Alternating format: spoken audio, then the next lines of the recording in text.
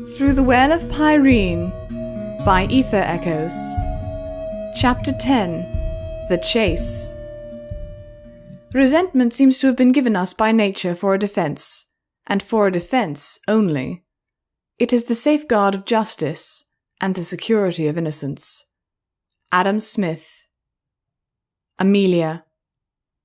Up until that point, I had always wanted to try whitewater rafting. It was one item on a fairly exhaustive list kept in a drawer back in the house. Sadly, like so many things in life, being roped to a screaming baby sapped all of the enjoyment that might have been derived from the experience. "We're gonna die!" Wyatt screamed. Her hooves scrambled for purchase on me in an effort to stay afloat in the raging water, a task she was failing at badly. Moments before we would have careened into a sizable rock, I managed to push away from it after prying one of Wyatt's hooves off. I got a lungful of water and a hoof to the face for my trouble, which caused me to gasp and sputter. Another rock slammed into Wyatt's back, and she yelped and screamed some more. "Help! Please!" The river dragged her under, and she dragged me along with her, so we tumbled together beneath the white wash, narrowly avoiding another pair of rocks. I fought to keep my head above water, which was becoming ever more of a challenge, until the river mercifully calmed from a raging torrent to merely a brisk flow.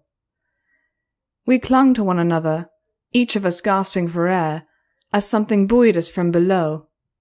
I felt at it with my hind legs, wondering what could be holding us up, but my ears perked as a distant roaring became audible. I grimaced. Wasn't there a waterfall near the castle?" Wyatt shook her white mane out of her face and tried to catch her breath as she spoke. Yes, there's one right down." Her eyes widened. "Right down the river." The nearby canyon walls were honeycombed with pipes and sluices from the Goblin City, pouring water into the river, but the edges looked calm. We have to get to the side. Hey! Whoa! I yelped, as Wyatt desperately tried to flap her wings and escape. The two of us were too weighed down, however, and she only succeeded in splashing around and losing buoyancy in the process. We tilted over the waterfall and out over empty space, and both of us screamed.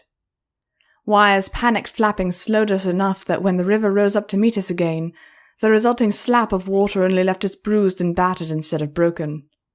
With stars in my eyes and increasingly waterlogged lungs, I clung to my bag and discovered that it had somehow become a flotation device.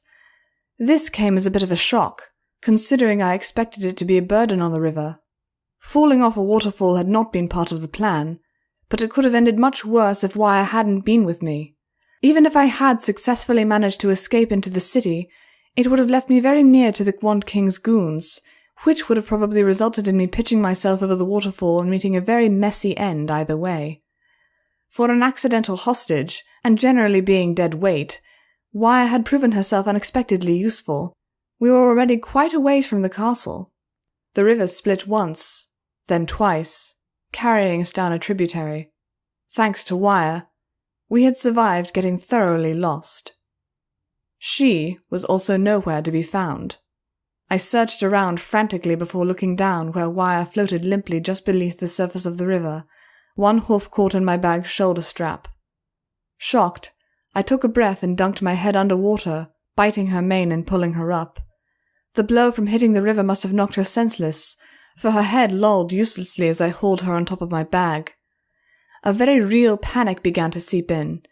Even with her nose and mouth clear, she wasn't breathing. Wyatt had never hurt me. She had just tried to get clear. All she wanted to do was go on a nice lunch break where she could eat in peace for a few minutes before being forced back to work in a dreary mine, making thunderstones. "Come on!" I shouted at her, giving her withers a solid smack. "Breathe!" Wyatt began to heave, coughing weakly. I almost sobbed in relief, and held her tight in case her grip weakened. The river turned, and the Morgwen pulled itself out of the water ahead of us. It didn't shake itself dry, but then it didn't need to. Steam was already rising from its fur as it trotted out to plant itself on a rock and clean its paws.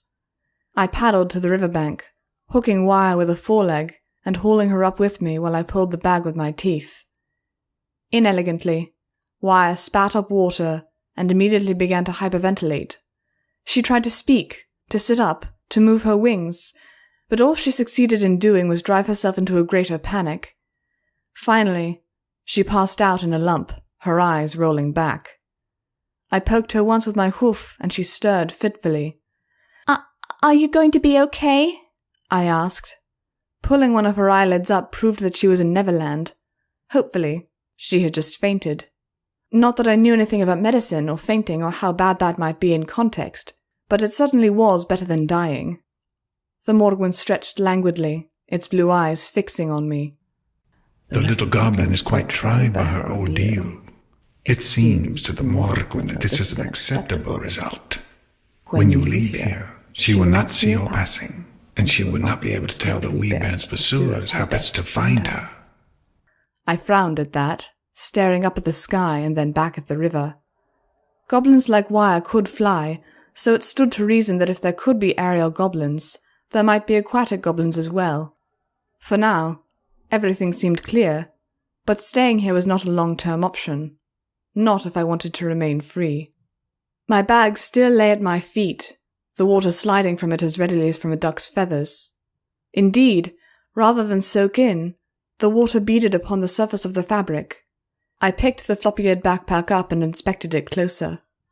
The once tattered article had been completely restitched, and it didn't take much imagination to guess who was responsible. "Rarity," I said in a breath. For a moment, that left me feeling conflicted.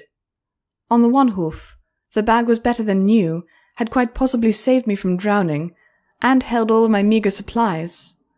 On the other hoof, it had been made by a pony, goblin, whatever, who had tried to trick me into being a pawn in some evil king's chess game. I hated pawns even more than I hated kings. Give me a decent queen or bishop any day. With a look upriver, I scowled as I remembered how Rarity had called out to me before Wire and I plunged into the brink, her eyes holding unfeigned worry. The pack was slid over my head and under one foreleg, its strap cinched up tight so the bag rested over my back, as I started toward the trees. My resolute pace slowed as I turned to look at Wire. "No. I want to make sure she's okay." The Morgwin flicked its tail in a slow pattern as it watched her. This goblin is not your friend, Weebairn. She is kin to those who trapped you in the castle. "Maybe not, but I licked my lips. I'm responsible for getting her into this mess." Wire began to stir as I considered her limp form, and my eyes narrowed. "Besides, if I just leave her here, she might show the other goblins where she woke up. They'd be able to narrow their search, and then I'd be in big trouble." She will only burden you. "We'll see." I trotted back to Wire's side and helped her up. Hey, can you hear me?" I waved a hoof in front of her face. "How many fingers do you see?"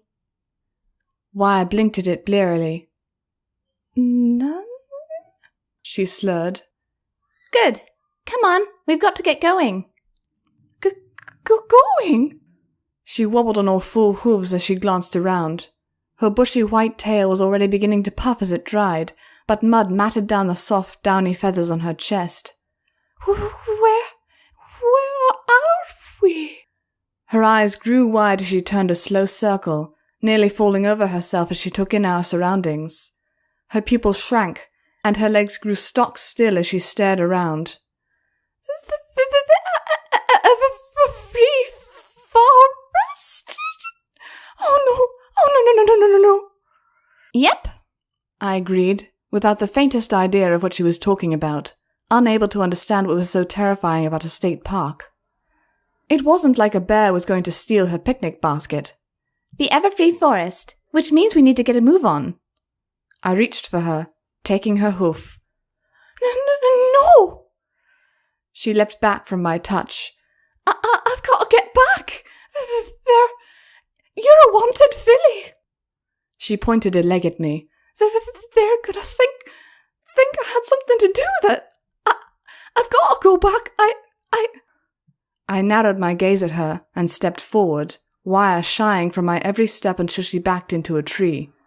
Even then, she tried to push herself back further as if I were a snake, and when I pushed my nose up at her, she flinched. Yeah? What makes you think you're not already an accomplice? What?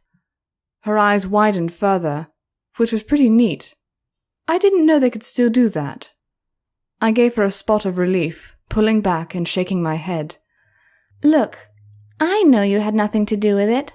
I understand you were just yanked into this unwillingly. But let's take a glance at this from their perspective. I scraped a line in the mud for each item as I spoke. First, you're seen on the elevator with me when I make my escape from the mines. I wouldn't be surprised if they assumed that the timing was pre-planned. Then, when the guards surround us, you're seen covering me in what could really be seen as a protective way. Not only that, but anyone looking out their window 20 minutes ago saw you trying to carry me off that waterfall. Wire looked down at the 3 lines, her face growing red, then white under her coat. I didn't. I'll try to explain things if I'm caught. Really, I will. I probably would have too, but she didn't need to know that I was telling the truth.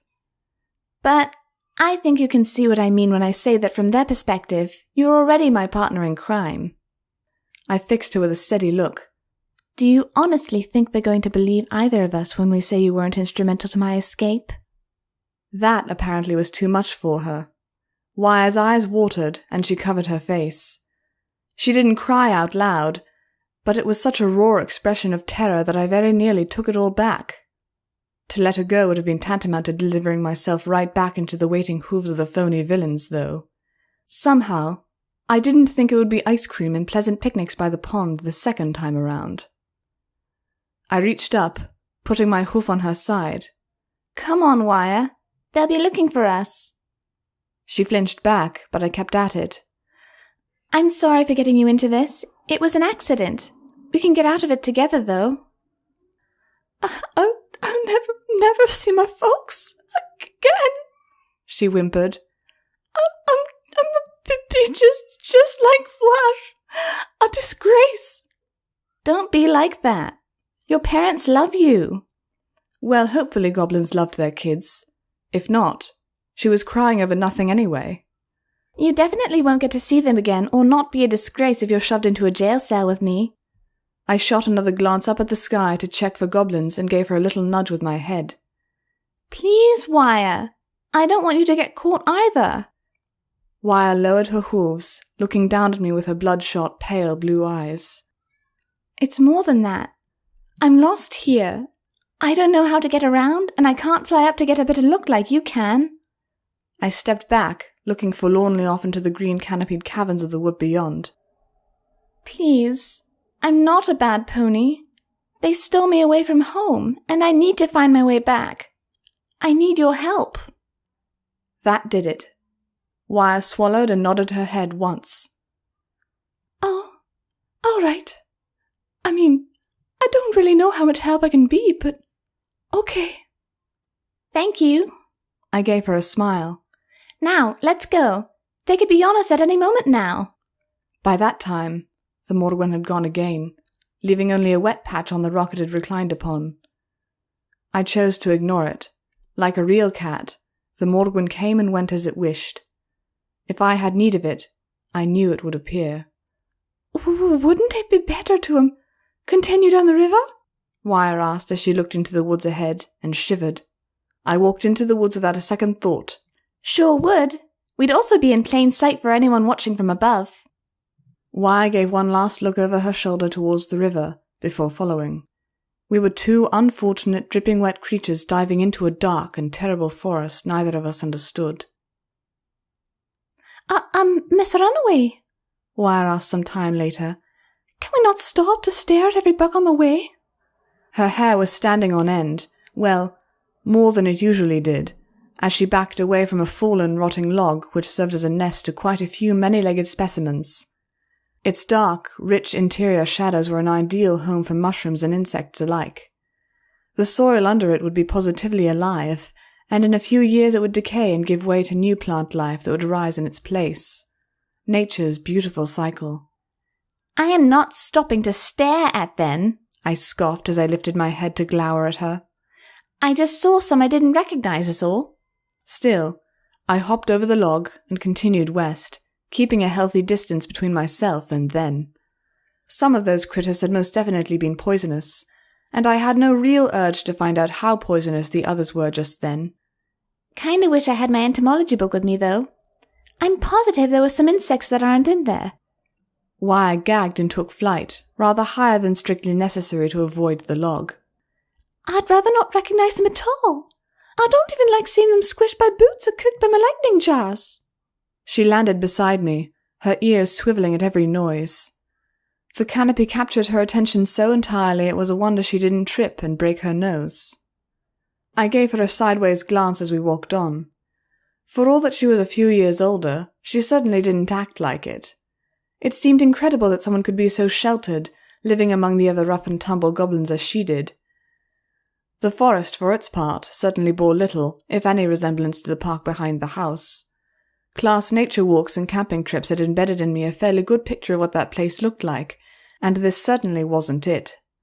Everything from the moss to the wildlife was subtly or blatantly different.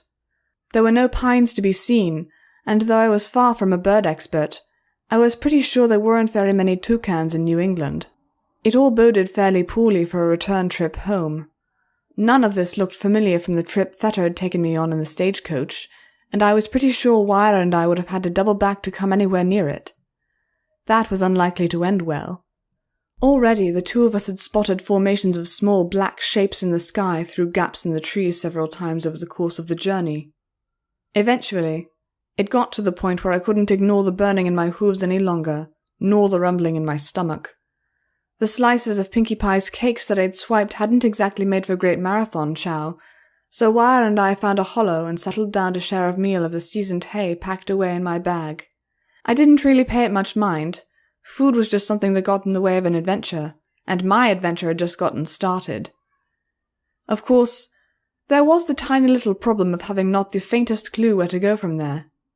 This everfree forest was completely overgrown, without a trail in sight. The only thing that kept us moving in a consistent direction was the sun. Wire shifted away from a line of ants, holding her wing tight against her body. Oh, stop cringing! I rolled my eyes. They won't hurt you. Haven't you ever been camping before? As though she'd been hit, Wire flinched and shrank away from me. No? She bit her lip, ears lowered, and I stared at her for a moment. That downcast expression, the way she held herself delicately. All of a sudden I was put in mind of the girls who got picked on at school by the older, prettier, more popular ones. The clique girls were never very fond of me either, but I at least knew how to bite back. Hey, it's okay. I didn't mean to snap or anything. I'm sorry. Never did understand that. Why do people apologize for things that they didn't do? There was a disturbing quality about it. I could almost see a scenario playing out in my head. Two beefy goblin women pressing down on Wire as she tried to eat in peace, making her apologize for troubling them. It was just a fancy, but it made the damp hollow feel a lot clammier and a lot less comforting. I shook my head. No big deal. How are you holding up? She scrunched down even further, forming a tight, mustard yellow ball with a tuft of white mane sticking out of the top. Oh. I blushed and rubbed the back of my head. Guess you're kind of freaking out of the whole I'm now a criminal on the run from my own kind thing. Wire whimpered softly. I wish my ma were here. This only made things feel even more uncomfortable.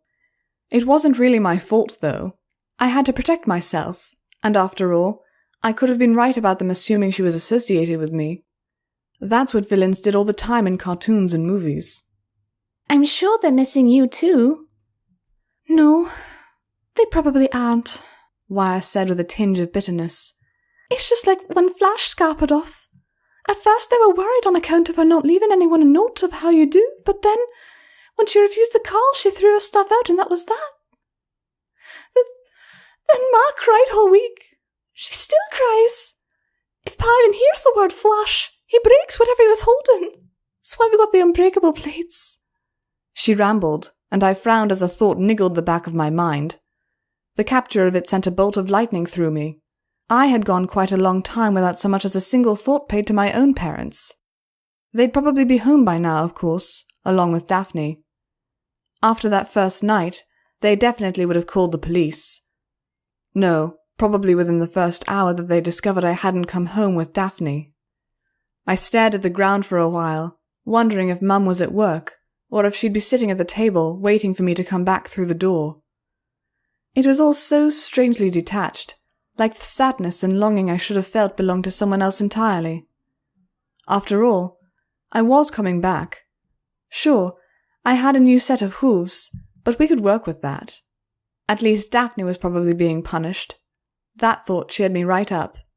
Perhaps they'd start by hanging her by her ankles and progress up from there. More sniffling drew my attention back to Wire. Not like I really cared. She didn't want to say goodbye to me. Going to go on a big adventure without me? Well, that's tidy for her. She rubbed at her face, smearing her tears. I didn't need her. So what if I can't act? I've got plenty going for me. Who's this Flash you keep talking about? I asked. Is she your sister or something? Wire nodded. Aye. She was a big sister, me and the others. She stared ahead at a tree root, heedless of the ants crawling up her leg. I never really cared for her. You know how it is. Apple of Da's eye, Ma's favourite. Proper goblin hero she was supposed to be. My ears pricked forward. A hero? How do you mean? It was stupid, Wire spat. She brushed at her leg absently and fished around for more of the hay to chew. Feta chose her. 1 out of 1,000 auditions for some big stupid role. She never had time for any of us after that. She stared down at the hay. I was only like 3 or 4 anyway. Just a wee nip. Hardly noticed her. What role was that? I asked. Oh, it was some big production. The Wand King himself commissioned it, see? Wire looked back at me. There was a whole cast of extras, and she was going to work with 5 co-stars. They didn't start it, though, not for a while, so she went to training for a few years, perfecting the art of transformation and illusion. Not for a while? When did... I paused and my brows creased. Wire went on regardless. Oh, aye. They finally kicked off just a week or so ago. Had us work overtime to pull the big stage out of storage.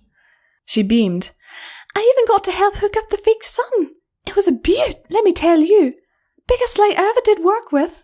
Proper tidy it was. Then her face fell. Not the Flash ever saw it. She left a bit over a year ago. If she had, she would have seen. But no. I guess the part of Rainbow Dash was just too small for her. There was something that wasn't adding up. This entire operation had become enormously fishy.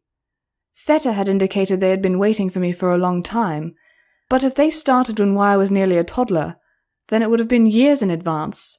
Court had mentioned something about the Wand King having a prophecy, and this certainly fit the part about Feta needing to find a replacement for Rainbow Dash and finding the real one instead. This opened up all sorts of strange possibilities. After all, if there was a real Rainbow Dash to blunder into her own role, did that mean there was a real Twilight Sparkle, a real Rarity, and the rest? Maybe there was even a real Ponyville out there, and I had been suckered into some strange pod pony world. Maybe Wire knew more. Distracted by my thoughts, though, I wasn't really paying much attention to what I was saying. She used to look out for you, didn't she? I blurted out. Wire looked at me, stricken. How? I decided to keep rolling with it. It was hard to tell what I might dig up. Wire, you're the most timid goblin I've ever met. If you went to my school, I'd have told you to get a grip on yourself already. I pointed back the way we'd come. Are you telling me that those goblins, people who happily fight over the silliest thing and then go on like nothing happened, didn't have something to do with that? Wire wibbled. That's really the best word for it. She mumbled something incoherent and held her tail close to her, stroking it. Hey. I put my hoof on my shoulder. You don't need to put up with that kind of junk. You don't need Flash either. You can't rely on big sisters. Even if they don't leave you stuck in a forest alone, they're just going to leave someday to do what they want. You've got to look out for yourself. Wire looked up to me, her already watery blue eyes still wet from tears. I gave her a smile. And you know, I'll look out for you while we're out here. Wire wrapped her legs and wings about me, latching on like a hungry jellyfish. Or at least, I assume that's what jellyfish do. If anything, she snuffled louder than before. Thank you.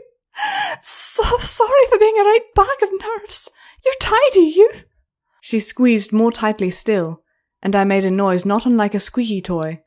Don't mention it, I rasped. I managed to wriggle free when her grip slackened and straightened my coat. We'd better get going. Lots of daylight left and all. Oh, right.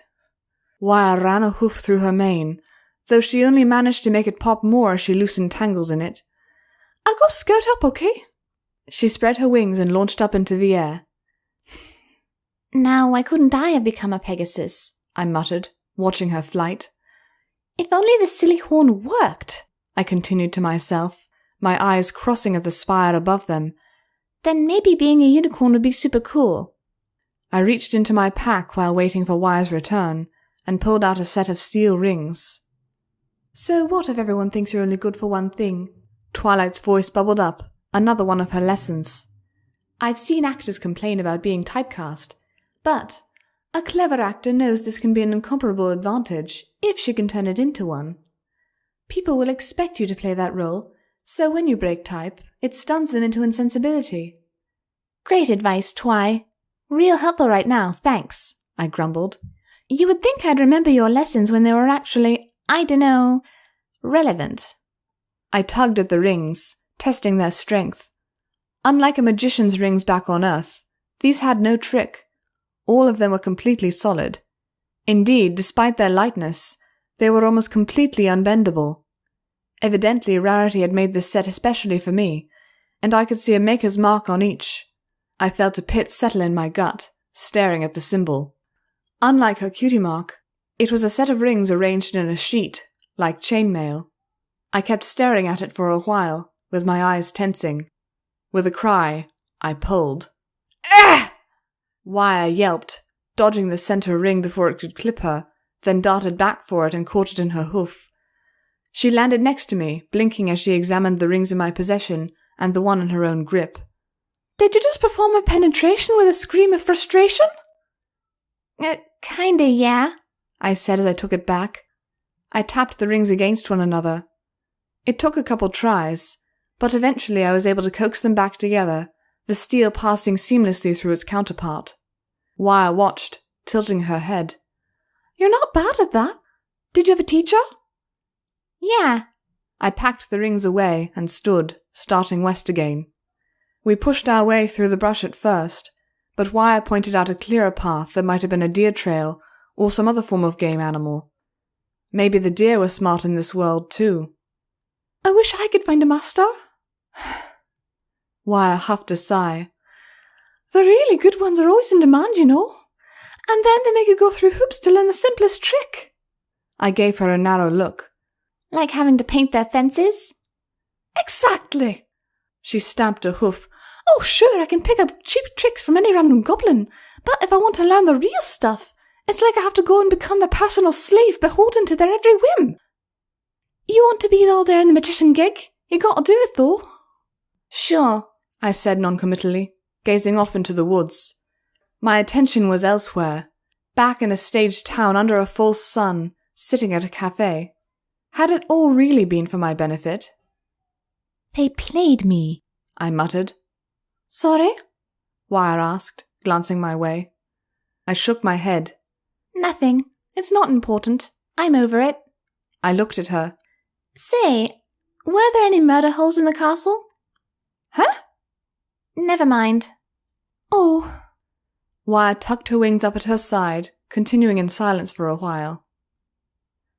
Say, I never did get your name. Smiling, I offered my hoof. Amelia. Taking it, she gave me a small smile in turn.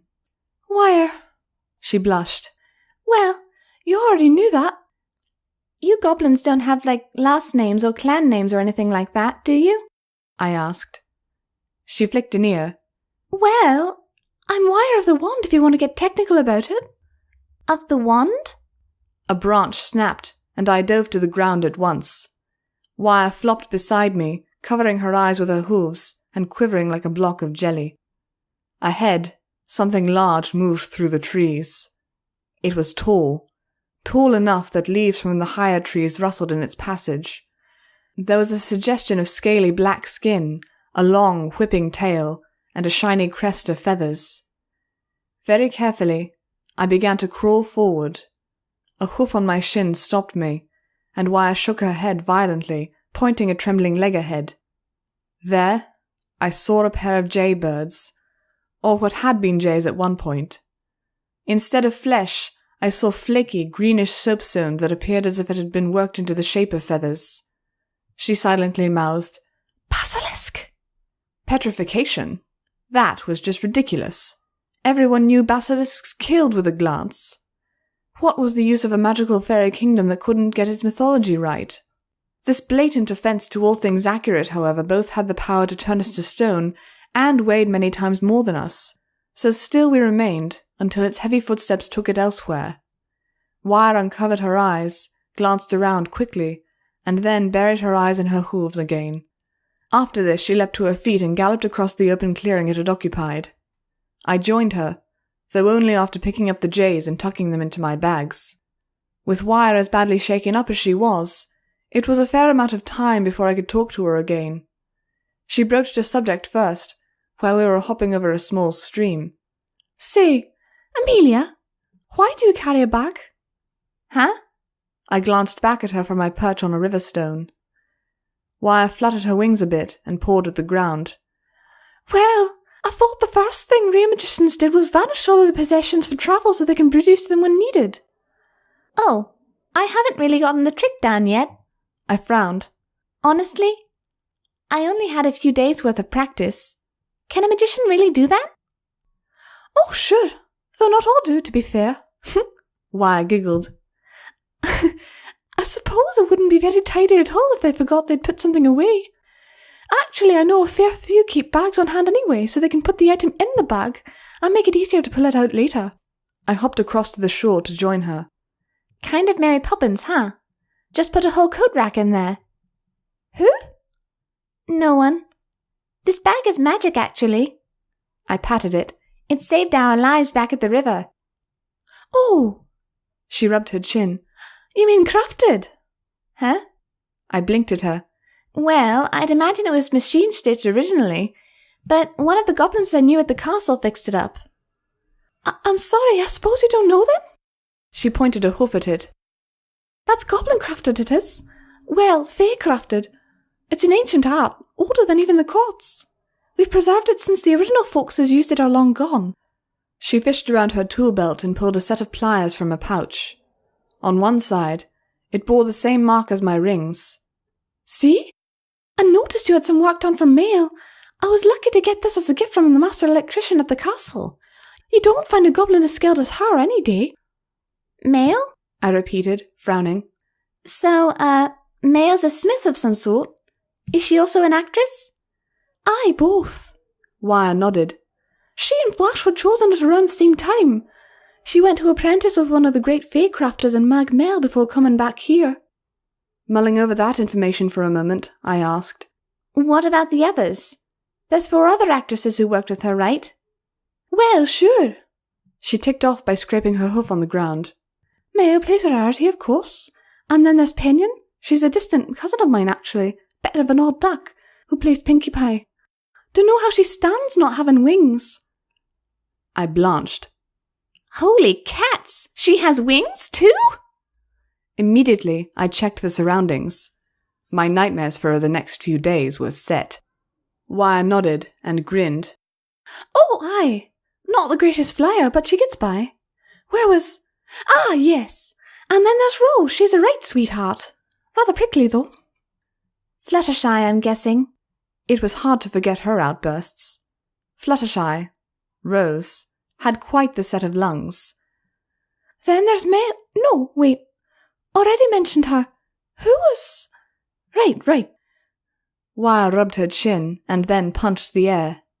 Oh, and then there's Applejack's actress. Kiln. She narrowed her eyes. Never did like her, actually. She was one of Fetter's underlings before he got himself banished, and she led one of the scouting gangs. Real rough bunch they were. I don't know. I always thought she was overcompensating for not being born a goblin. Wait. She wasn't born a goblin? Applejack... Kiln wasn't always a goblin? Well, sure. She was young, just a filly when they brought her in. Took right to it, though. Wire waved her hoof back and forth. Once she goblinized, it was like she was a whole new girl. When folk hit her, she hit back. What's Twilight's real name, then? Twig. One of the best young magicians we had in a while. Wire beamed. I met her once. She's the Queen's favourite, she is. Though I haven't seen the Queen in a goodly while. Twilight and her friends. Who are these mares? I asked, knitting my brows. Who are they playing? Wire blinked at me a few times. Why, I don't rightly know. I figured they were just made-up stories to terrify goblins, like, watch out or Celestia will fire you with her breath of fire, or, you better eat up all your grubs and porridge or the elements will snatch you away and make you their slave. See if I care. She shivered and shook her head. Always hated that one. Fie! Last thing I want to do is cross paths with one of the elements of harmony. A nervous laugh escaped me at that, as I remembered how the Wand King had reacted to Rainbow Dash's presence. I chewed my cheek for a time. Now there were names for the phony villains. Even Flash deserved some degree of ire for abandoning Wire. There must have been some sort of sense to it all, but for the life of me I couldn't figure it out. I perked my ears and turned back towards Wire. Say, reminds me, I wanted to ask you a few questions about... The trees across the stream exploded as a hulking black reptile with burning green eyes burst from cover. It screamed a high, piercing cry, and flared red plumage before charging across the stream at us. Wire's scream was even higher, a shriek that presaged her leaping several yards into the air and refusing to stop. Immediately, I averted my eyes and ran, but the thing was fast.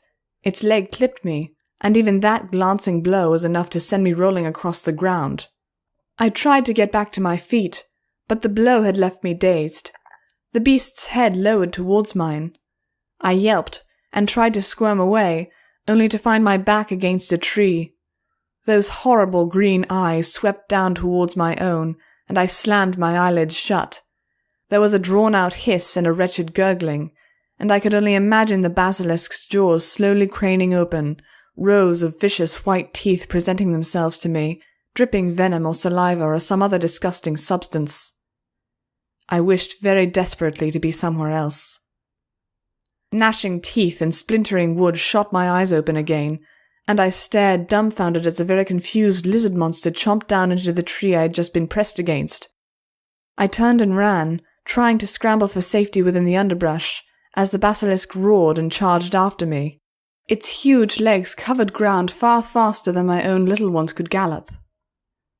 The Morgwin intervened at that point. It could have been hiding in the brush, or maybe it simply came as soon as I was in trouble. Either way, just as the basilisk began to snap its jaws over my back, a black blur smashed into it and sent both flying. Though the basilisk was larger by far, the Morgwin moved as if it were made of black smoke, twisting and writhing with incredible speed. Each of its gleaming white claws left deep rents in the beast's scales, as if they were made of butter. The basilisk snarled in pain and twisted its head completely around, locking its gaze with that of the Morgwin. I averted my eyes and ran. I couldn't bear to watch my protector turned into a statue. Coarse, barking laughter made me stop and turn my head. Rather than being turned to stone, the Morgwin lifted a paw and swiped contemptuously. The basilisk's shriek nearly deafened me, and I slammed my ears over my skull with my hooves while birds fled the nearby trees. The Morgwin was thrown free before its quarry ran off into the trees, whooping and stumbling as it covered half of its face with a claw. The Morgwin looked down at its own paw. I couldn't see it, but Morg gave a scornful flick of its wrist, and something wet splashed into the stream, sinking in short order. Galloping back, I skidded to a halt and grinned. Morg, you're back! This one is never far, wee bear, it said, turning its smouldering gaze on me. The child must learn to be wary. You make too much noise and leave too much scent. The Morgwin cannot always spare you misfortune if you blunder so willingly to its lair.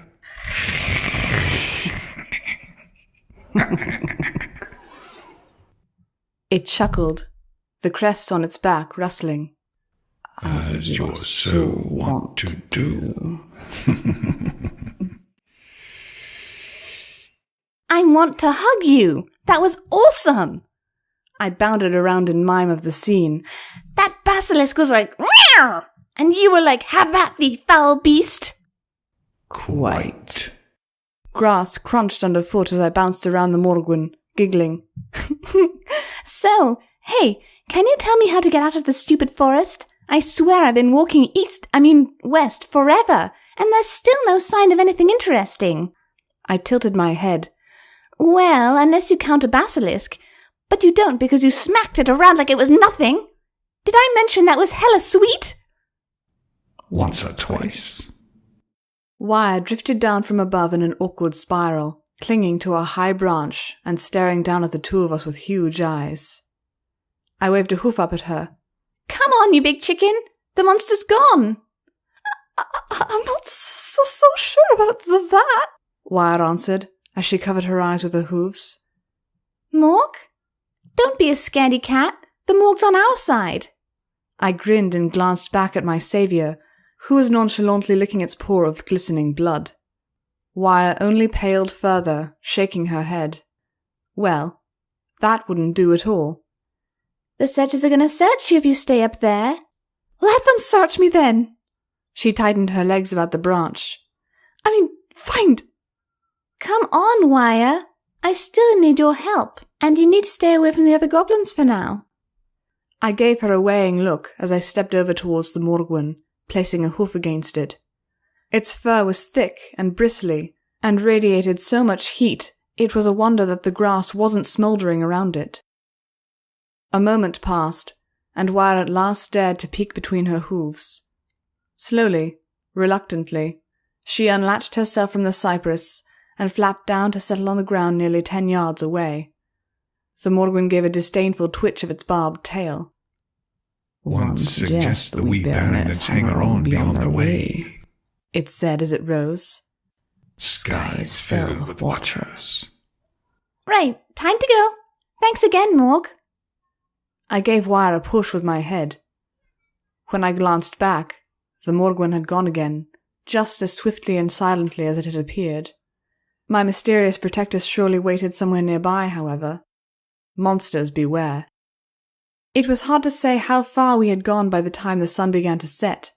My emergency rations kept either of us from feeling particularly hungry, though thirst was settling in rapidly. Neither of us found the streams particularly trustworthy. They were all slow and a little brackish in this part of the woods, as if the source originated from the ocean rather than a mountain. The character of the forest changed again as we descended into lower elevations. Even in the cool evening light, the lowlands were hot and humid. Insects rose in swarms to harass us, getting into our hair and clinging to our sides. My tail got a real workout swatting them all aside. Wire eventually gave up, and reached into one of her bags for a thunderstone, running it through her coat so that it puffed with static. Little hissing pops signaled the untimely demise of several mosquitoes, each falling limply from her side as she gave it a little shake. After a quick treatment to my own coat, during which time I strongly resembled a cotton ball, we pressed on. Massive trees gloomed the space even further as the sun stank in its bed. Heavy-bottomed bald cypress trees swarmed with fireflies, and frogs belched out beneath the shade of drooping willows. Wire once again saved the day, twining a filament around her thunderstone and creating a dim light bulb to light our way. We navigated around pitfalls and oozing puddles of muck, until quite unexpectedly, we face-planted right on a loose-packed dirt path. I grabbed the light from Wire and held it up in my teeth to look. Several sets of hooves had pressed into the dirt recently, and I stared at Wire for a moment. Ponies? I asked past gritted teeth. Looks like it. She shuddered. Let's hide somewhere else. I don't want to get caught. Her wide eyes scanned around the darkening swamp, as if expecting to see something in the murk. I hear there's an awful witch around here. She boils people for stew. That's I said, forgetting I had the line to the bulb in my mouth. I snatched it up before it hit the ground, but my tongue touched the thunderstone. I suppressed a yelp, numbness spreading through as I let the bulb hang by its line again. With the go investigate. Rolling her eyes, Wire snatched the contraption back and hooked it to her harness, affixing it so that the light shone forward and down. I don't think this is a good idea, Amelia. I grinned. Have I led you wrong yet? Yes. Each direction held my consideration as I tapped my chin. The southerly direction led further into the swamp, while the north curved west and towards what seemed to be higher ground. I bent down and nearly pressed my eye into the dirt. There was a set of smaller feet that looked to be bearing horseshoes, which seemed deeper and more recent than the others. They were headed south into the swamp. All right, this way, I said, putting a measure of confidence into the pronouncement. More than I felt. But there were a lot of things Wire didn't need to know. After a few minutes of walking, voices began to drift over the swamp, along with a shuffling of dirt. Immediately, Wire and I dove behind the huge roots of a bald cypress. We peeked out carefully to track the source of the sound. A little ways off the path, one light bobbed, while another stood stationary. Wire repacked her light, and the two of us crept closer towards what appeared to be a pair of lanterns. There! A girl's voice said. It was coarse and gravelled, but still obviously young. 6 feet even, and this spot isn't filling with water. Finally! All right, another said, her voice deeper but still young, and containing more than a hint of twang. Help me push it in. I swear, the first girl spoke up again. If we get our cutie marks from this, I'm going to tattoo over it. I'll tell every pony it's an ink blot. Come on, girls, hurry, a third, lighter, higher-pitched voice said. The lantern bobbed fitfully, like a firefly hopped up on caffeine. Don't you realize how late it is? 1, 2, the other two voices grunted, and something shuffled and plopped heavily. Once again, the sound of dirt shuffling filled the air. Wire and I peeked over a fungus-ridden log and beheld a trio of fillies on a dry stretch of land, elevated over the swamp we'd just crossed. It was the first time seeing proper ponies my age before, and it was pretty much what I expected to see. They were all in different colours: an orange Pegasus with a fuchsia mane, a red-headed earth pony with a yellow coat, and a white unicorn with a two-toned pink and lavender mane. The unicorn was dancing on all fours, holding a lantern filled with fireflies in her mouth, while another rested on a tree branch nearby, its lights dim compared to the other. Both the earth pony and the Pegasus filly were digging into a pile of dirt with their shovels, moving it into a large hole. Okay, Wire whispered. They look really busy, so I think we can go around them and... Hey! I hopped over the log and waved a hoof. What you girls doing? All three of them screamed and scrambled. Plan G! Plan G! The redhead shouted, dropping her shovel to kick bottles of clear fluid into the pit. The white unicorn lit a match and chucked it in. Sweetie Belle, wait! Not yet! The redhead said, but it was too late. An impressive conflagration belched out of the ground, tickled the treetops, and kept going. Immediately the young Pegasus bodily shoved the remaining dirt in and snuffed the fire. All three singed fillies leapt onto the top of the mound and stomped it flat before collapsing into a heaving pile. Check my flank, the redhead panted. The unicorn, Sweetie Belle, turned her head and checked her friend's yellow side. Bear! Oh, thanks, Celestia! I don't even want to think about what sort of cutie mark that would have netted me. I blinked. There had been very few expectations for the eventual meeting with actual members of pony kind, and all of them had been thoroughly detonated. These 3 children were proving every bit as odd as any of the goblins in the castle had been. At least the language was the same. The archaic books in my bag were almost illegible with how tortured the wording could be. The twangy redhead got up to her feet, dusting her singed coat. Like mine, her mane fell long across her back. A pink ribbon holding it into a ponytail still smouldered. She rounded on me, and a thin trail of smoke followed her head. "Just what do you think you're doing, pouncing on unsuspecting ponies like that?" she demanded, poking me in the chest. Sweetie Belle climbed to her feet as well, swishing her curly tail. "We thought you were a monster," the Pegasus supplied as she joined her friends, just a little too loudly. Yeah, a monster from the Everfree Forest, which we're in." Sweetie Belle went along with it. "Not an adult or officer of the peace or anything like that." I lifted a hoof, waving it in a placating fashion between us. I'm just passing through. Honest, nothing to do with whatever it is you were doing. I've been lost in the woods for a long time now. Do you guys know which way it is to the river?" "River?" Sweetie Belle asked. "You mean, like, the river through Ponyville?" My ears twitched at the name. That certainly settled the earlier question about whether or not it existed. I don't know. It's through the Everfree Forest somewhere. It's very sparkly." Sweetie Belle frowned and looked at the redhead. "Do you remember any other rivers, Applebloom?" Applebloom rubbed her chin. "I seem to remember Cheerilee naming a bunch on a map of Equestria. I think I was dozing off again, though. Scootaloo?" Scootaloo. Now there's a name for the ages. "Sure. I studied that thing backwards and upside down when I was planning our balloon trip. No thanks to Firebell over there." "It was an accident," Sweetie Belle groused, her voice peaking. "How was I supposed to know that paint fumes are flammable?" "So, as I was saying," Scootaloo said as she turned to look at me, "there's a river running into Ghastly Gorge around here, and another that leads all the way to Dodge City, but neither of those are really all that sparkly." Applebloom tilted her head, the smouldering trail of smoke following it. "Where are you from, anyway?" she asked of me. I considered the names of places in the books I had read. The name of the capital would do in a pinch. Canterlotte. Canterlot? Applebloom gaped. "Gosh, you've sure come a long way. That's like a whole day away by train. What are you doing all the way out here?" "Getting lost, apparently," I muttered. "Well," Scootaloo hopped forward, "maybe we can help, huh? We're kind of local celebrities." Sweetie Belle nodded. "Yeah, all the emergency responders in the area know us by name." There wasn't a hint of sarcasm in Sweetie Belle's voice. In fact, she seemed rather proud of it. "We're great at finding lost things, including ponies." Scootaloo beamed, bouncing on her hooves as her wings fluttered frantically. "You just wait. We'll hook you back up with your folks in no time. We might even get our cutie marks for it." "Wait," I held up a hoof. "You can get cutie marks for helping people find things?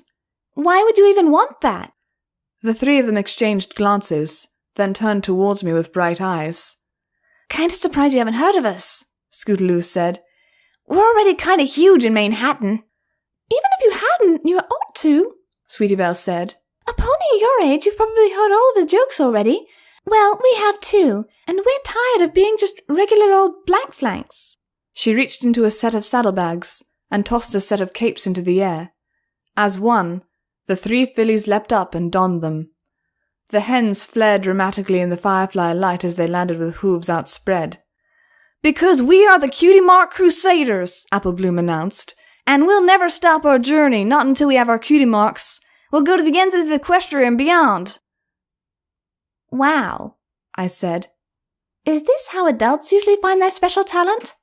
"Well, no," Applebloom said, lowering her hooves. "But we're gonna find 'em anyway." Scootaloo nodded. "We basically spend all day, every day, finding cool new ideas to try. One of them will have to work eventually, and—" Her eyes widened as she shot a look over my shoulder. Wire stepped out into the open clearing, covering her light with a hoof. We really should—" "Monster!" all 3 girls shouted at once.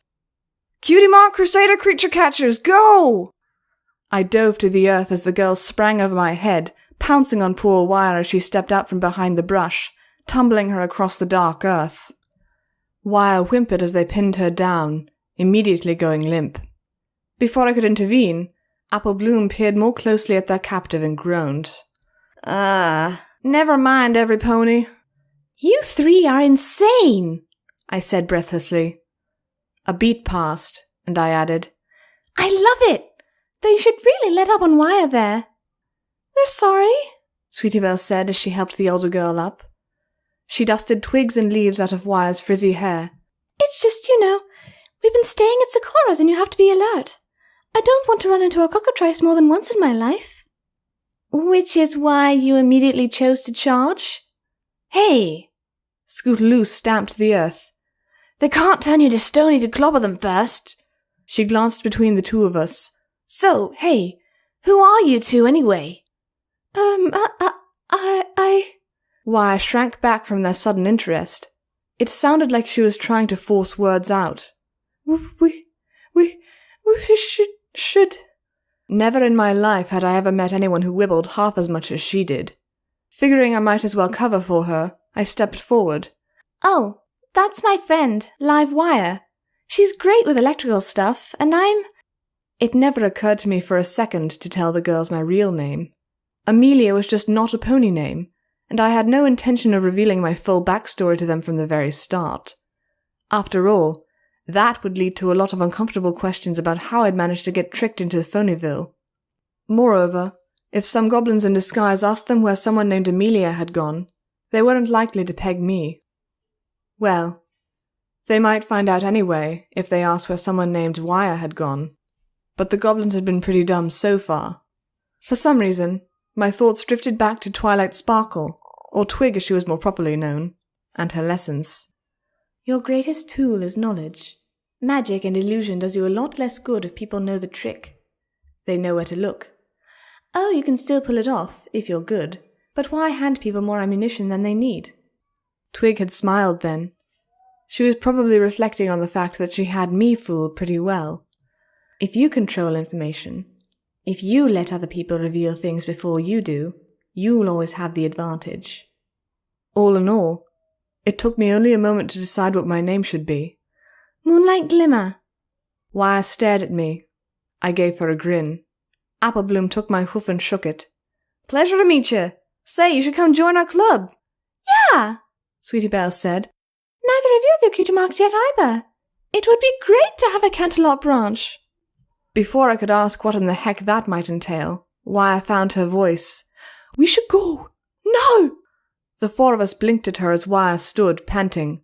Her pupils had shrunk. What? Why? I asked. What's wrong? Fire! She stammered, pointing at the disturbed earth. They could probably see it for miles. My mouth went dry, and I looked up at the sky. By now, I could see stars, but if anything stalked us in the dark, it was invisible to my eyes. I turned to look at the confused fillies. Yeah, we have to go, all of us. Huh? Scootaloo tilted her head. What's up? There's no time to explain, All our ears perked as a strange, warbling cry touched the air. Too late, Wire moaned. Oh, thunderbolts! Run! Even as the two of us bolted for the trees, the branches all around us came alive with thrashing, winged, armored figures. Large and powerful, they swooped in through the night like fierce owls with long, taloned feet swooping every which way. Our only saving grace in that first attack was that they clearly couldn't see us well enough to pick us out, and the Crusaders' equipment was the first victim. A rolled-up tent and heavy backpack atop a red wagon was snatched up as the girls wildly swung their lanterns. Their screams, my screams, filled the air and teemed with the flapping, snarling shadows of goblins. I dove to avoid a talon and sprang for the side of the rise towards the swamp, preparing to roll off to safety, when Sweetie Belle's truly piercing shrieks cut into me. I turned. Sweetie Belle was being hauled into the air, her tenuous grip on a bush failing her as her captor flapped his powerful wings. She was just a pale, vulnerable figure in the grip of some monstrous, unknowable shape. To leap to safety would have taken less than a second, The Crusaders had unwittingly bought me time to escape from the situation they themselves had put me in. A quick jump, and it would all be over. Hey, bird brain! I snatched the thunderstone out of my bag, the one Cord had given me, the quick bite tingling my lips. With a snap of my head, I sent it sailing toward the goblin, who turned his kettlepot helmet my way. The little arrowhead stone missed his nose, but when it struck against the side of his helmet there was a sharp crack. Incandescence filled the air like the flash of a bulb. Several of the goblins shrieked, disoriented enough in flight to smack their heads and limbs against nearby trunks and branches. The one whom I had stricken fell like a stone, twitching, and a terrified Sweetie Belle ran to join me. Together we skidded down the side of the rise, but one of the more coordinated goblins veered after us and held his talons out. A strange buzzing noise was all the warning he had before a heavy scooter flew out of the dark and clipped his wing. There was a snap of delicate cartilage, and the goblin howled, falling in a tumble of feathers and clank of heavy iron. Scootaloo, her wings humming like an engine, landed beside us. Applebloom ran up, a red wagon at her heels with a cowering Wire stuffed into it. Wire! I shouted. Thunderstones! The crack of my voice snapped Wire up, her ears trembling. Like a puppet on strings, she shakily extracted arrowheads from her belt and cast them around. While we could turn our eyes away, the poor goblins had too little warning. The resulting chain of explosive pops left sparks in our vision, but probably half blinded them. Everyone in! Scootaloo shouted as she hooked a scooter up to the back of the wagon. You can't possibly carry all of us, I said, staring at her, but then yelped as Applebloom and Sweetie Belle yanked me up by the tail and stuffed me in next to them. Just you watch, Moonlight. Yee-haw! Applebloom shouted. Scootaloo's wings beat a furious rhythm, and we shot off at incredible speed. I shrieked and covered my eyes as we careened towards a trunk, but felt myself flung to the side as Scootaloo turned sharply. Despite the fact that we were speeding through the woods in the dark of night, our driver seemed to have an almost preternatural gift for coming within a hair's breadth of disaster, only to make a startling recovery, using only the bare light of one of the firefly lanterns to guide her. Wire, naturally, went back to whimpering and covering her face. Our pursuers, however, were not deterred for long. Under the light of the half-moon on the horizon, the goblins chased us. Their armor gleamed dully as they maneuvered to position themselves along our path. Scootaloo did everything she could. She dove through a huge fallen log, forcing us all to duck our heads, only for them to zero in on us shortly afterward. She veered through dense trees, only to find the goblins patient enough to wait for us to expose ourselves again. I grabbed one of Wire's thunderstones, but outside of a confined area, the snap and pop was little more than a curious light show. I held no fear, though. I had one more card up my sleeve. Morgwin, help! We may have been dogged by shadows, but a deeper darkness stalked the night. One bold goblin spread his wings and swooped across our path, and a flicker of black and white snatched him from sight in an instant. The crunch of metal echoed behind us. The cart slowed. Go, go! I shouted at Scootaloo as she hesitated, and she beat her wings harder. The goblins swooped again, two at once, but a twisting shadow hauled one from the sky to slam it into a stream. The other gaped, turning its head to look, and met the darkness itself when it swarmed up and took it. Now in disarray, the shrieking goblin pursuers scattered. All but one. This one had a different shape, long and equine, instead of bulky and manlike, and its armor was bright enough that it seemed to shine all on its own. It darted among the moonbeams like quicksilver, keeping on our tail. When the shadow leapt from the darkness, it dove and spun. The Morgwin's claws shot sparks off the mail on its chest. Nice strike, kitty cat, the silver pursuer taunted. She righted herself with the elegant flap of a feathery wing. You gotta get up way early in the morning to catch this birdie, and I don't count evens before midnight. Oh no, I moaned. The voice was different, deeper, with a thick accent, but it was still unmistakable. Pinkie Pie, or rather, Pinion. What in the hay is going on? Applebloom demanded. She pulled a heavy pot off her bag and chucked it when Pinion flew closer, only for the goblin to turn sharply to the side and dodge. She flew alongside us, a dart of red and silver, thin stalks of bamboo flashing between our separate courses. Her face, partly obscured by a gleaming helmet, split in a wide grin. The helm she wore was plumed with her vivid electric blue mane, laced with pink highlights, and her passage was marked by the contrail of her matching tail.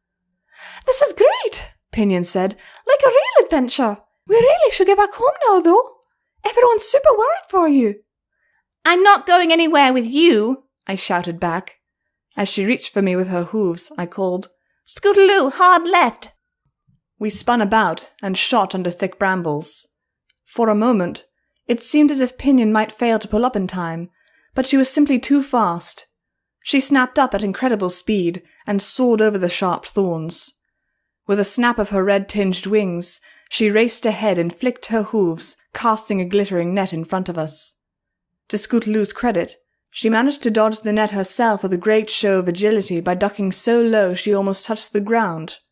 Nonetheless, when the rope became tangled in the wheels of the wagon, the whole lot of us ground to a halt. Scootaloo squeaked as the scooter yawed to the side abruptly, clinging for dear life as we skidded along gravel. I tried to leap clear, but the net coiled about me.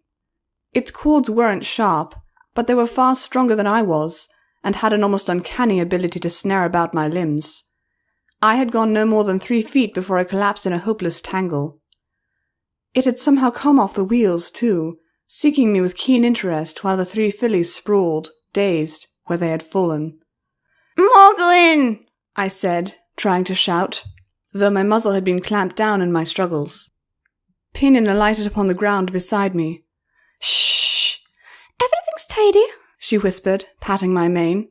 "The big mean kitty ain't gonna get between you and us ever again." She bent down and took the trailing ends of her net in her mouth. With a few flaps, she carried me up into the air. I tried to squirm a hoof free. When that failed, I shut my eyes and willed myself to pass through the netting, just as I had made the rings pass through one another. Nothing. It was so unfair. Here I was, trussed up like a Christmas turkey, ready to be delivered back into the hooves of my captors, and there wasn't anything I could do about it. "Hey!" Below, Apple Bloom and Sweetie Belle stood with Scootaloo between them. "Let her go!" Scootaloo shouted, and then the two flung their Pegasus friend. Scootaloo's wings buzzed, and she shot like a bullet up at the two of us. Pinion, being impressively swift, simply flapped her wings and darted to the side in a blur of red motion. "Cute cats, but... oops." Of course, to say that, she had to let the net go. I screamed and hit the earth with a thud and a grunt.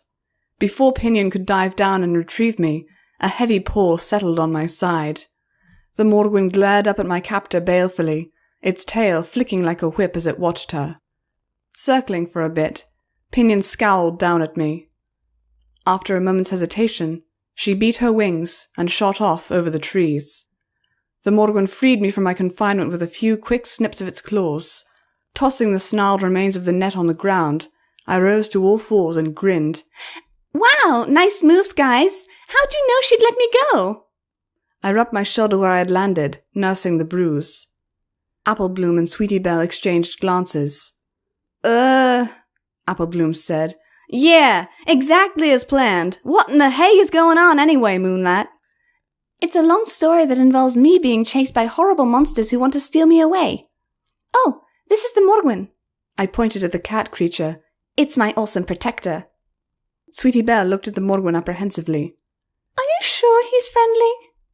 "Morg saved us." I frowned, glancing around. "We'd probably better get going, though. Those monsters are going to be after us again." "I dunno. Seems you're pretty well covered from here," Apple Bloom murmured, eyeing the Morgwin as well.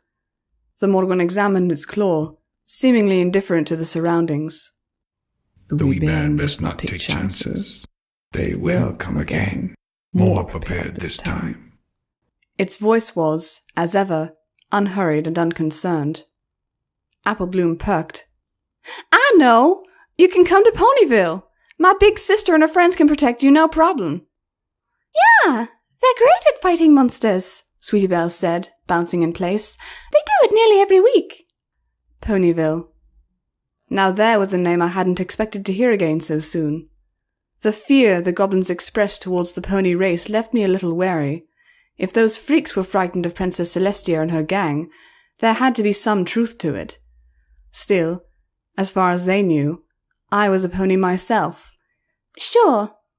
I glanced into the trees. We should probably fish Scootaloo out so we can get going. Why, are you okay? Wire curled herself into a tight ball and sobbed. Go away. Great, don't go anywhere. After a quick scour of the nearby terrain, we pried Scootaloo out of the stump she had been wedged in and trotted back. Scootaloo, though her eyes were slightly glazed under the lid of her helmet, reattached her scooter and set herself atop it, with her hooves on the handles. The Morgwin, of course, was nowhere to be found when we returned. Monsters? She slurred. Okay, Cutie Mark Crusader getaway vehicles a go. Just, one teensy little problem. What's that? I asked. Scootaloo glanced up at the dark trees, casting her gaze around. She finally threw her hooves up. Where in the hay are we? For the 5th time, Sweetie Belle, Scootaloo growled. I said I'm sorry. The three of us walked alongside her as she gently buzzed her wings, hauling the nearly catatonic Wire along in the wagon behind us. It got really confusing and I had to dodge all of those owl thingies. Sweetie Belle hopped forward and put her lantern down. Look, we don't even have that much light left. She tapped the glass with a hoof. The fireflies inside stirred and brightened, but moved sluggishly. They're getting tired, and so are we, and we're lost in the... Sweetie flattened her ears to her skull and stared around at the looming trees. The ever-free forest? The hoot of an owl sent a shiver up her back. We're fine. Scootaloo waved it off. Look at me. I got head trauma and I'm still moving. She gestured a hoof to the slow-moving river beside us. As long as we keep following the river, we've got to end up somewhere. Apple Bloom rolled her eyes. That's 'cause there ain't nothing in your head except rocks, Scoot. She nudged me as we walked along.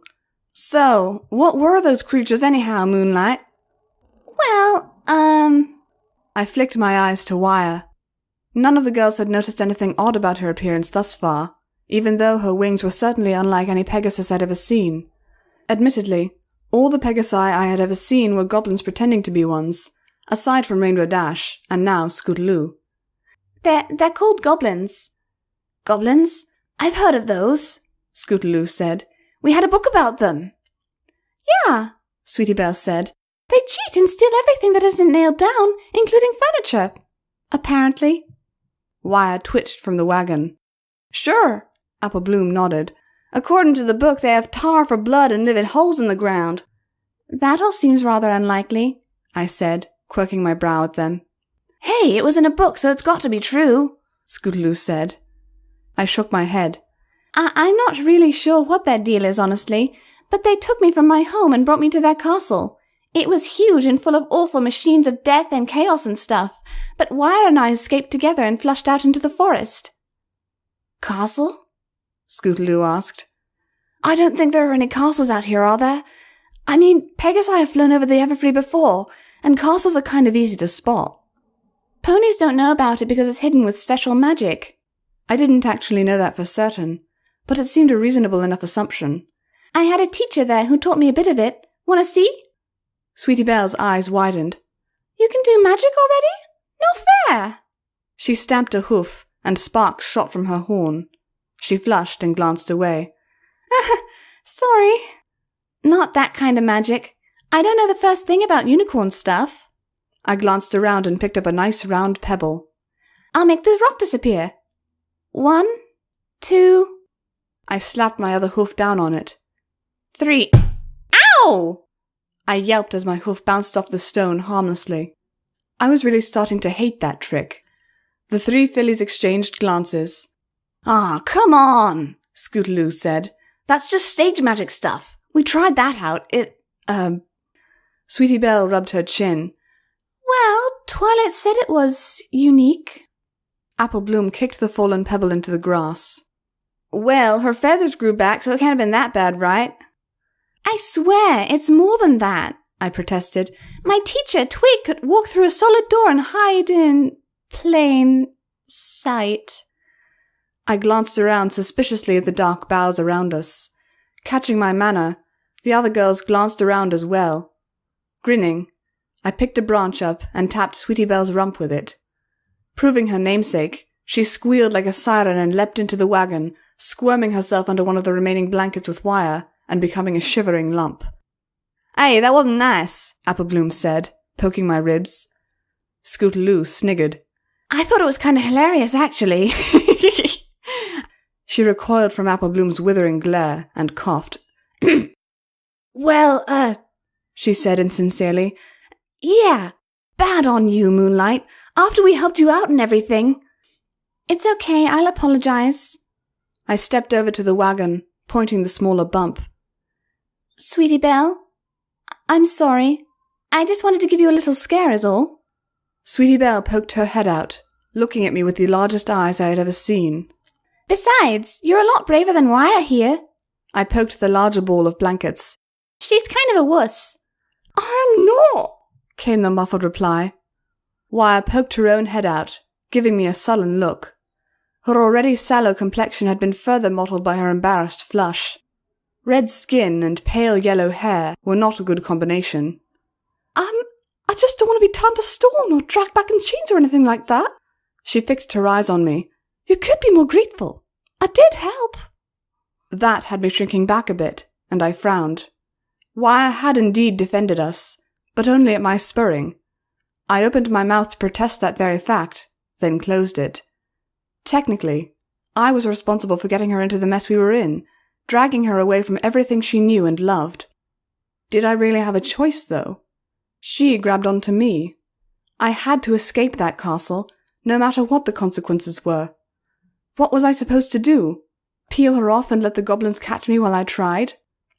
The fact remained, though, that it was a long way home for both of us. I'm sorry, Wire, I said at last. You did good, really. Wire blushed more brightly, if anything, and ducked her head back down to hide it under her wing. Hey guys, I think I see something ahead, Scootaloo said. She had gone a bit further to get a better look. The light provided by a half-moon wasn't even close to that provided by a full one, but some shapes could be discerned. Looks kind of like a little house. Nope, I think I see wheels, Applebloom said. Maybe one of those covered wagon-type things? It's got a lantern hanging off one side. Wire pulled her head out again, blinking. Can I have a look? She hopped off the little red wagon and went over to join them, and was followed shortly thereafter by myself and Sweetie Belle. Together, we peered out into the darkness until our eyes adjusted. The tall boxy wagon stood on the bank of the stream, which, along with the light it carried, was likely the only reason we had noticed it at all. 4 giant wheels jutted from either side, and elaborately carved cornices encircled the top. A lantern and a sign hung from the back in the same script the goblins had used. I frowned, figuring it must be more of our enemy, but Wire's eyes brightened. What is it? I asked. My voice stayed low, so as not to alert anyone who might be listening. It's a peddler, she whispered. They're not affiliated with any of the courts, usually. Wandering sales goblins. I ain't heard of any coming to Equestria in years, not since the Wand King ordered the ways cleared. They're always trying to smuggle across borders like that, though. Big profits in that line of work. So, he travels the forest? He mightn't even know how to get me back? I whispered back. The Crusaders were looking at the two of us curiously. Wire nodded. Probably. He won't want to send us away either, because we might run and tell the court he's here. Not to interrupt your conversation, Applebloom said, doing exactly that. But isn't it a little convenient we just happened to run into this after fleeing from most things back there? She nodded her head back the way we had come. I don't think so. Wire shook her head. This is the only obvious source of fresh water, and we've been walking for like 2 hours. Look at the lantern, too. It's shaded from above, so searchers in the sky wouldn't notice the glow. She pointed around. Even they wanted to ambush us. I bet they just set watchers along the river and pounce on us when we least expected it, all tidy-like. Like when we're investigating a supposed peddler's wagon, Scootaloo pointed out. Wire's ears dropped. I suppose it might. She turned to regard the wagon, and then squared her shoulders.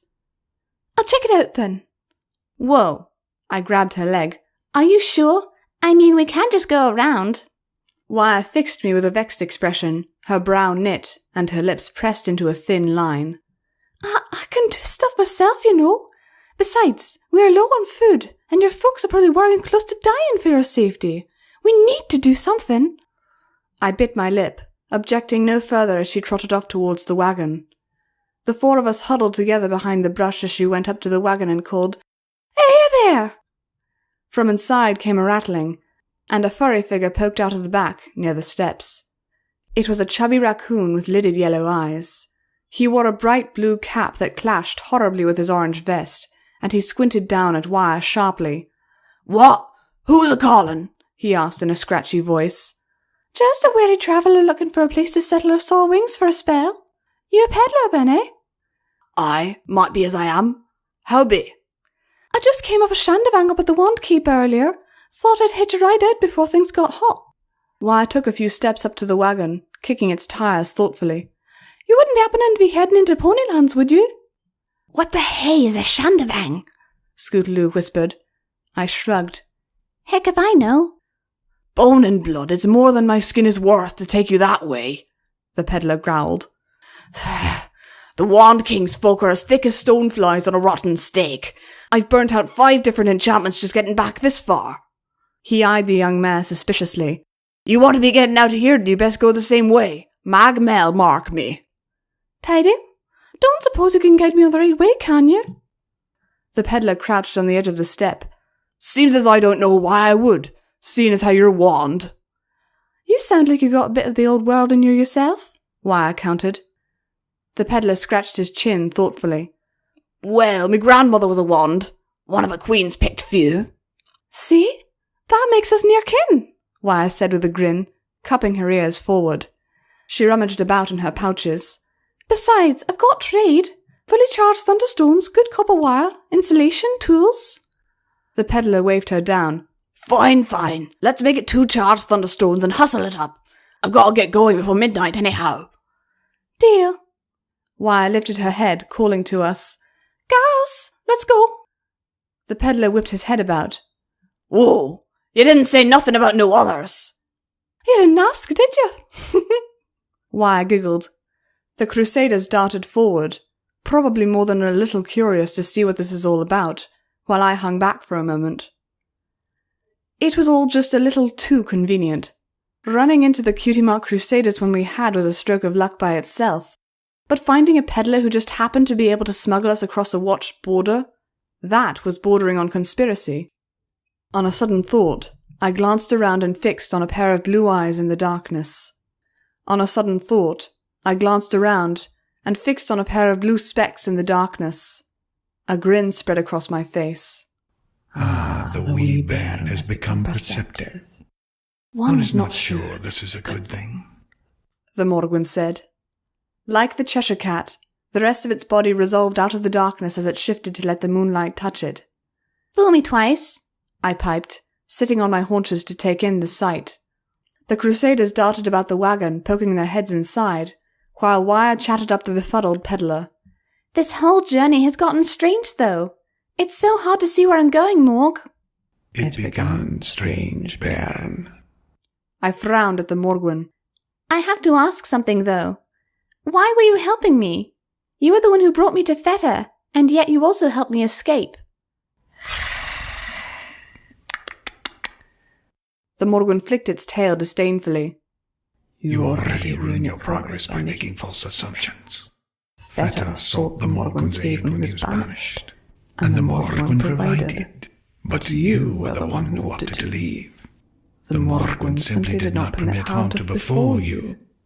"So," I said slowly, "it's my choice, but you'll enable that choice." Is it not the way of mortals to seek freedom? "I guess." I watched as the raccoon went berserk after Scootaloo accidentally pried off a bronze hubcap. The Morgwin bent close, whispering into my ear. Beware, my little spark.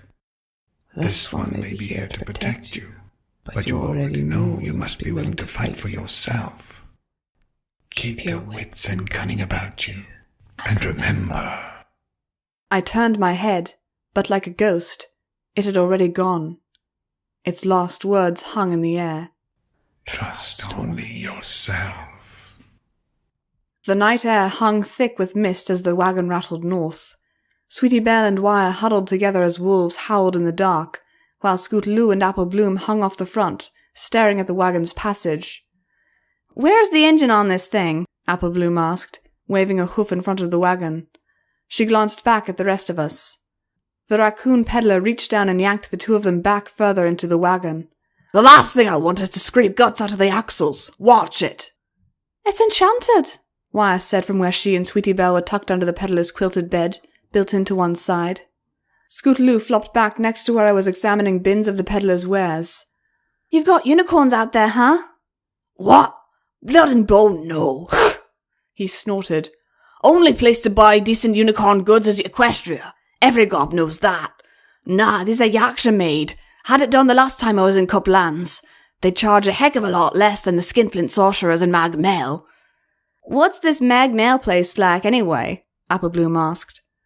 "Oh, now, haven't you hadn't seen it? I daren't ruin the surprise," the peddler said. His voice turned wistful as he turned a bronze tiller to guide the wagon, turning it aside from a tree before we could crash into it, his tail swaying. "Always takes me breath away, with the mist blowing in from Niflheim every evening, only to be burned off when the fire star crests the boughs." Apple Bloom tilted her head. "I thought you said you weren't going to spoil it." "Shut up, that's what!" The peddler groaned, staring up at the sky. Kids. Why did I agree to marry kids? Thor's blood, mum. I should have listened to you. Strange fairs only bring trouble." His ears perked. Well, well. Looks like we're almost there. Brace yourselves."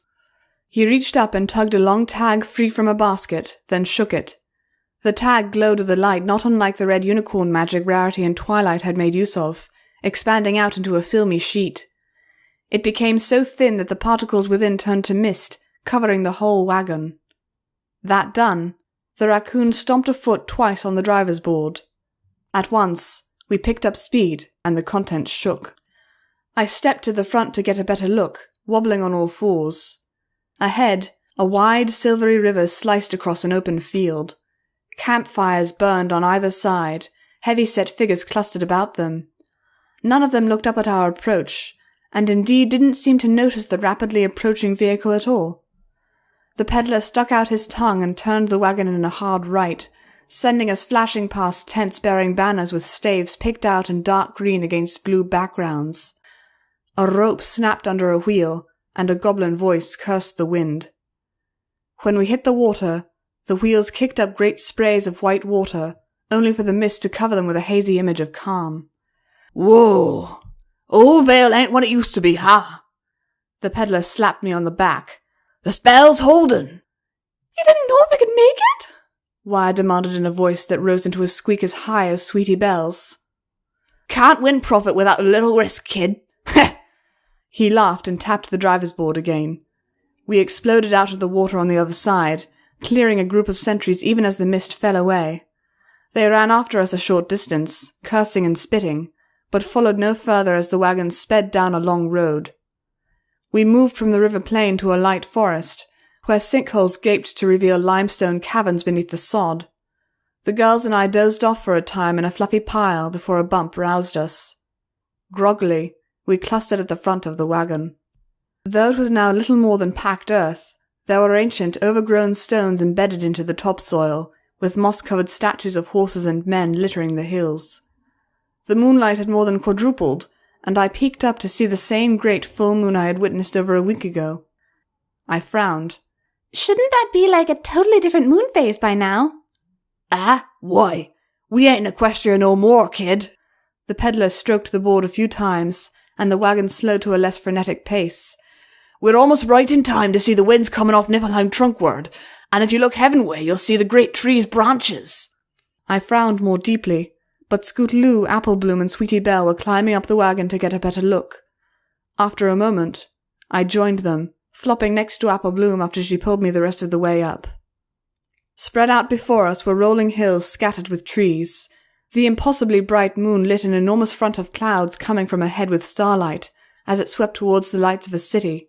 A white stone statue of a tall and proud man bearing a round shield in hand, standing as high as a skyscraper, towered beside another that had tumbled, a broken sword lying on its own set of mossy hills. Together, they flanked a worn gate and a great plaza, from which radiated out a dozen more roads, just like the one we were on. I squinted at the sky and gaped. Now that I was looking more closely, I could see that the stars were clustered into gnarled rivers across the sky. It was as if there were 6 Milky Ways, all of them crowned with a jewel-like star so bright that they had to be planets. "Welcome to Magmel, the gate of Midgard and the hub of 3 worlds," the peddler announced. The wagon rattled on, carrying us to the great goblin city.